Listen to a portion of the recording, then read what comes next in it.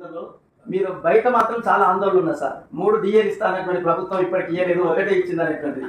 ఇక రెండో విషయం ఏంటంటే బడ్జెట్ ఇబ్బంది ఉన్నది, మీకు లేదని కాదు, మా నాయకత్వానికి అందరికీ అర్థమవుతుంది, అర్థం కాక మేమేం లేవు. కానీ ఏమిటి అని అంటే ఏ రంగాలకు ఎట్లా ఇస్తున్నారో మా రంగానికి కూడా ఒక ప్రాధాన్యత ఇవ్వాలి. ఒకదాని కాపీ ఇంకో దానికి ఇవ్వడం ద్వారా ఎంతో కొంత సాటిస్ఫై చేసేటువంటి అవకాశం ఉంటుంది.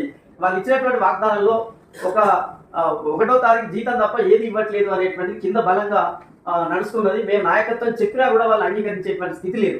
దయతో మీరు ఆలోచిస్తారని ఈ విషయంలో మాకు ఎంత ఆకాంక్ష ఉన్నప్పటికీ కింది వాళ్ళని మేము నచ్చ చెప్పాలంటే కొంత ఏదో ఒక పాయింట్ అనేటువంటిది ఉండాలి. ఆ పాయింట్ అనేటువంటిది మిస్ అయిపోతున్నాం మేము. వాళ్ళు ఏం చెప్పిన దాన్ని కూడా మేము కన్వే చేయలేనటువంటి పరిస్థితుల్లో మీరు అడగకుండానే మేము హాఫ్ డే జీతాన్ని ఇచ్చినప్పుడు కూడా వాళ్ళు ఏమో అభ్యంతరం చెప్పలేదు, అది వరదలకు సంబంధించి ఇతరత్ర ఏమి ఇచ్చినా కూడా. కానీ అదే సమయంలో వాళ్ళు ఏం ఆశించారంటే 2-3 డిఏ ఇస్తారని చెప్పారు, అది రాలేదు. ఇంకొక సమస్య పెద్దది ఏమొచ్చిందనంటే మార్చిలో రిటైర్ అయినటువంటి వాళ్ళకి ఇప్పటికీ ఒక్క పైసా రాకపోవడం వల్ల చాలా ఆందోళన పడుతున్నటువంటి పరిస్థితి ఉన్నది. పెన్షన్ వస్తుంది, బట్ పెన్షనరీ బెనిఫిట్స్ అనేటువంటి రాకపోవడం అనేది చాలా ఆందోళన కల్పిస్తున్నది.